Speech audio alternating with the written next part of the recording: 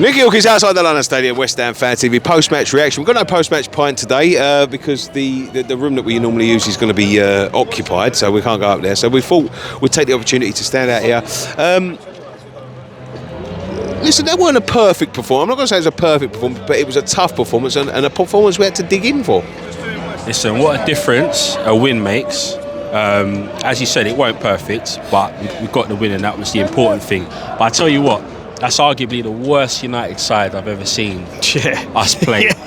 It's literally, they were really, really bad. And the funny thing is, they probably had the best of chances in the first half. But yeah, I mean, look, they were shocking. But at the end of the day, we applied ourselves well, I think. And again, the key players come to the forefront. Listen, they are. I mean, they are probably as a duo, maybe a trio, the informed players of the league at the minute. Yeah, no, they are. That's the thing, and we needed them to step up today, like you said in the fan cam show. It was a game of chances taken. You know, we didn't. Let's be honest, it wasn't the best first half, wasn't most entertaining, but we did enough. We were always in the game, and I said this the other night when coming into this that. Moyes had approached us to give him too much respect. And credit to Moyes today, I don't think he did that. I think he actually set the team out to have a pop at United and have a go, because they were, like you said, mate, that's the worst Manchester United team I've seen in the Premier League ever. When you see, we lost Declan obviously in the summer. Right, mate. Merry Christmas to you too. We lost Declan, of course, in the summer. We've reinvested, I've got to say, brilliant. They're probably the best I've ever seen money from a sale from this club being reinvested. And then you look at what they've invested in, right? And I've brought this up a couple of times. But let them walk past. It's fine. No problem. It's Christmas. But when you see what we've invested to what they've invested in, £88 million for Anthony. Ten Hag has managed both of them players. £38 million for Kudus. They're chalk and cheese. I mean, chalk and cheese. Yeah, no, absolutely. And as you said, he's managed both of them, and he's picked the wrong guy there. I mean, I don't know what it is about Anthony, but the thing is with United is where they play with kind of like old school conventional wingers, they always generally leave space in behind. They didn't do that today. They were quite compact. I kind of feel, if you look at Shaw, he kind of had a handle on Kudus in the first half. I think he defended him quite well. Same on the other side with Wan-Bissaka, but I think for us the difference was kind of like in the second half when we kind of moved the front three around. You kind of see Paqueta going into that false nine, Bowen out on the left-hand side, and just that little bit of rotation, it opened it up again. Again, we're seeing Paqueta influencing the game with assists, 2 quality assists, but I mean, what about them finishes? What about Kudus' finish? That's the thing, mate. And like you said, with the change of the front three, you got to give Moyes credit for that. Kudus got no joy. Luke Shaw. I thought Luke Shaw defended him absolutely brilliantly tonight. Every time he got the ball, he was all over him. Being a nuisance, and he's sitting there thinking he ain't going to get no change out of him. We was chatting to the boys around me, and we're saying we've got to go down the left. But that switch. Him coming in there, the ball from Paqueta for Bowen, outside of the boot. Everyone thought he's going wide out to Soufal, and he just chips it in there. All right, we've got a bit of luck, but you take that luck. How many times we played United and other sides like them and not had that luck? We get that luck today, we get that goal, and then, like you said, to finish from Kudus when he goes through. I've got to say this, that the front three that we've got at the moment, possibly 4, when you put in...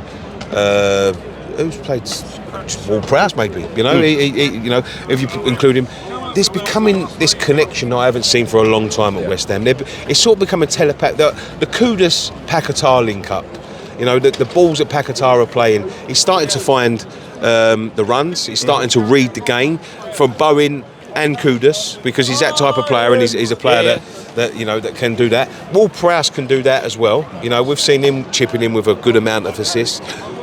It's a shame that Kudus is going in January, because that is starting to become sort of telepathic. It's going to be something to behold if we can keep hold of him. I think, look, African Cup of Nations can sometimes be unpredictable. So how long he's Don't going say that, Marsh. Got a lot. it can be unpredictable in a sense of like how far some of the key favourite teams go. So, you know, we'll see about that. But in terms of what you're saying about the front three, I think a lot of that comes down to Bowen. I think, you know, he's hard running and hard pressing at the front. He's always looking to and showing for the ball. Is making those two guys particularly having a bit of an out ball. But I think for us, does it put us in a predicament now? If we think about January, we think about transfer window, if we think about wish list of what we would like as fans and you know, getting in a striker, which has been the talk for, you know, 18 months or so. With Bowen doing what he's doing, does it now put the club in a position where they might start thinking about alternative positions or players to bring in, and they think that, you know, this is maybe the way to go, with Antonio then being sort of like the second option coming off the bench? It's a real tricky position that we've got now, because if you want to play all your best players that we have, you're then in a situation where people either have to play out of position or I don't know. And if we're looking to bring someone in up front, I don't know what the answer is. Well, they're just starting to forge them players into them positions. I think Bowen started, it was hit and miss, you know, in terms of like playing up top. It's not an easy position to play. But Mikel will be coming back very soon. He's coming back imminently, so he could ease the pressure of Kudus going to the African Cup of Nations if he comes back like he normally does, which is like a ball of fire. If he can come back like a ball of fire for a month, that's good enough for me. There's a boy here. A couple of years ago, we took a boy from Manchester United. No, it wasn't Jadon Sancho. It was Jesse Lingard. We give him an opportunity. He thrived. He flourished. Probably the best spell of his career ever at this place. I think he wasted the opportunity by not coming here. Yeah, there's another boy sitting there now, Jadon Sancho. Cost a lot of money. We've seen him. England sides dropped right down the pecking order. Fell out with everyone. Can't get a game here. Could we see Moyes grab hold of him and turn him into what Lingard was? Because I think he's in a better position, but age-wise, talent-wise, and I'm not going to say attitude, because I think his attitude and Lingard's attitude were very similar. But Moyes has got that. He's got that knack of being able to tame the beast. You know, an Arnautovic, you know, Jesse Lingard. Yeah. Could he do something like that? And if we could get him on loan, an opportunity, should we take it? Mate, I said this on post-match pint the other day. I think it'd be perfect for us, especially playing on that left-hand side. You know, I think Paquetá's more suited playing in that 10.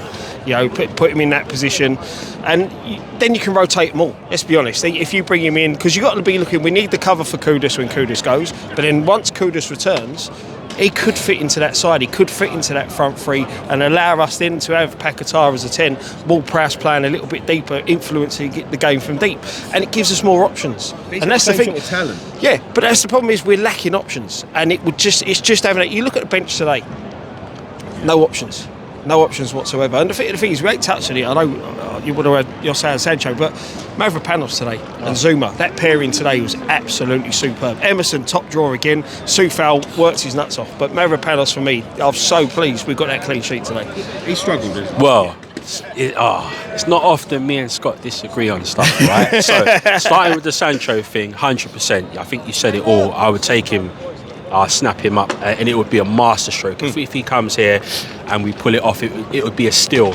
Moyes would have to manage him in the same way that he did Lingard, because there is a little bit of, you know, stuff there in terms of temperament and whatsoever. But from a football perspective, it would be a masterstroke him coming here.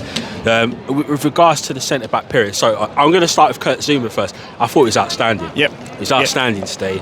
A lot of stuff he done was you know, he didn't put a foot wrong, and he played on that left hand side, covering for a gear. Yeah, absolutely really good. Mavropanos is I've got a bit of a love-hate thing with Mavropanos. I'll be honest with you. I'm not sold on him 100%, to be honest, and I think he's potentially got a mistake in him. I think it's key that he does get some game time in the league, because we know he's getting stuff in the cup. But it is good that we're starting to see different combinations, because I think we're gonna need that, especially over this sort of period. Yeah. But for me, I would still personally go for Aguirre and Zuma as the best. I can see why Moyes is kind of has persisted with them, even at the beginning of the season when there were so many unforced errors. But I can kind of see why, because I don't feel Mavropanos is better than either of them personally, but I think he is a good addition, I'd say. But that's the thing, you know, we're going to need him when we lose again over to the AFCON. So it's good that we got to see the pairing tonight. You know, obviously again going down, I think, with a virus that seems to be sweeping through everyone. And as just said, I think it'll do his confidence good that he's come in. You know, like you said, Zuma was absolutely solid today. He won everything, but just getting the clean sheet, getting the confidence, pumping the crowd up. You know, he needed that performance and that result after the mistake he made against Palace. You know, he could have easily shrunk, come out here today, got caught in the headlights of it being like Manchester United and crumble, and he didn't. He stepped up to the plate, and we're going to need that. You know, and going forward now, he's going to be a big part player, especially covering for Aguerd at the AFCON. Yeah. I mean, he's got. I mean, this is. This was the the sort of argument I've been making all season about. You know, the minutes. You know, when you add up the minutes of the 5 players, apart from the goalkeeper, because he's been our first choice goalkeeper and he's just swapped back in. They've played 1,000 minutes between them, you know, and you see the performances of Ben Rama, you see the performances of Fornals. Johnson, I thought, done okay. You know what I mean? I thought he was one of our better players on the night, and that's not saying much, to be quite honest with you. Mavropanos, I thought he done okay as well, but he had a mistake in him. He made a mistake early on in this game, and he got away with it, but he built into the game.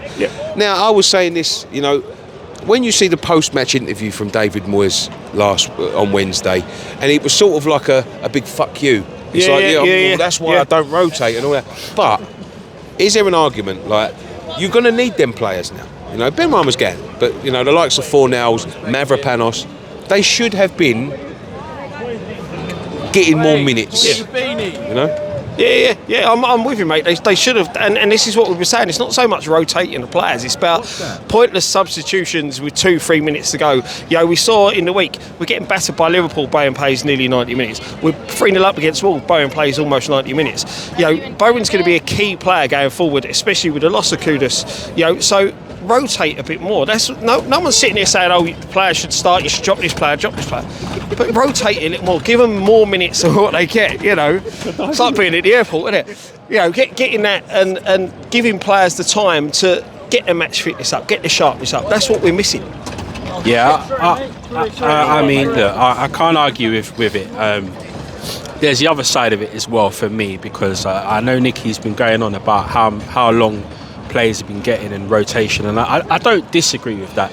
I've always been banging on about accountability. And these are professional players. Like at the end of the day, we all know that the manager, you know, perhaps doesn't make decisions that he should, but there's also the side of it where we've got professional players out here that are playing for their own integrity. They're playing for a chance to become regulars again in the team, because they were regulars before. So for me, there's a side to it of an accountability. As soon as you cross that white line, as far as I'm concerned, you know what I mean, you got to put your best. And sometimes some of the alternative players, whether they're getting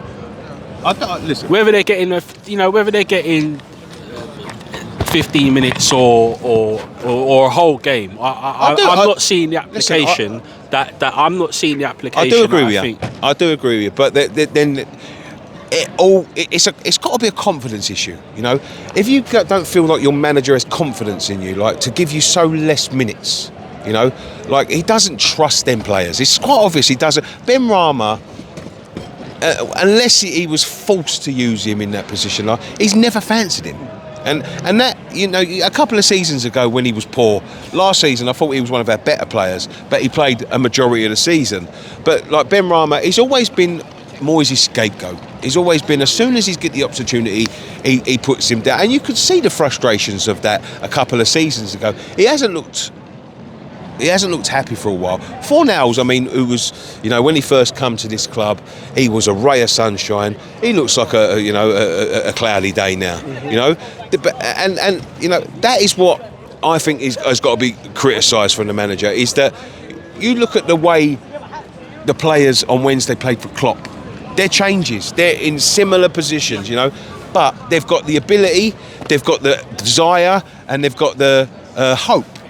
that, you know, if they perform well, there is a chance of getting this side. But when you see them doing that for David Moyes, there is none of that, you know. And 1,000 minutes between 5 players, that's two and a bit games each in 20. Yeah. It's not, you know, it's not a good. lot. It's not a lot, but when you look at the numbers in terms of how many games they've played, they ain't had a lot of minutes. They've actually they've played a lot of games this season, all of them. Ben Rama, look, he's, you know, a bit Marmite. You know, for me and you personally, he's never been one of our favourite players. Last season, yes, he was one of our better players and featured in key moments that we'll never forget. But we had a terrible season last season, bar the cup. Yeah, so that's the truth. And he played a lot, but we didn't have a great season. And I think I can't disagree with you. I mean, the manager probably perhaps doesn't trust those players. Willing to, you know, at least show willing to give the chance, give the opportunity. And that's what it boils down to. He doesn't, and it goes back to the rotation.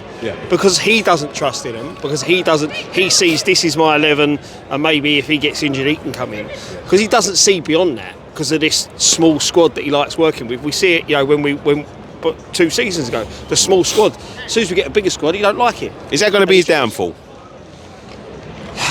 When you've got 25 players and only 11 of them. But the problem is we can't tell until towards the end of the season when we see whether we are suffering from burnout, because, you know, we're going to get to March with the Europa League kicks back off again. Depending where we are in the league, you know, you can't put all eggs in one basket. So we get Bristol here in the FA Cup. We've now got a situation where we are sitting 6th in the league.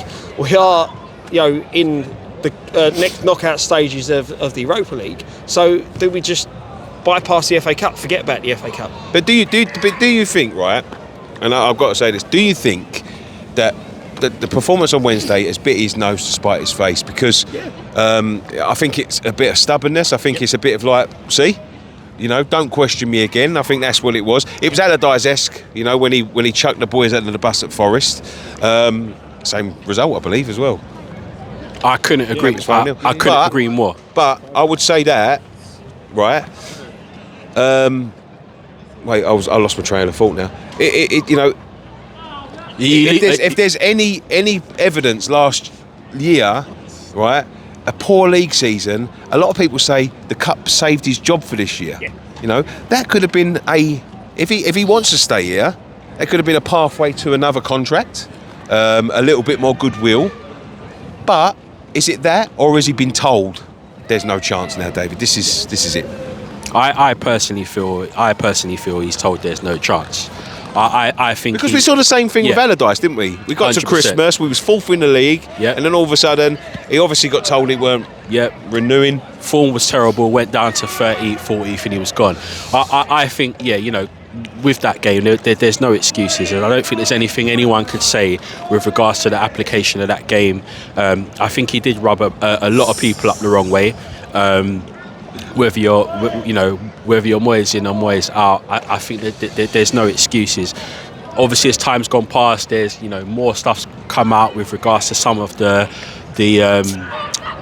choices of individuals, the personnel that played. You know, Cresswell would have played that game, but then he was unwell shortly before the game, and that's how Johnson came in. But there's an argument to say, what's happened to Kehrer?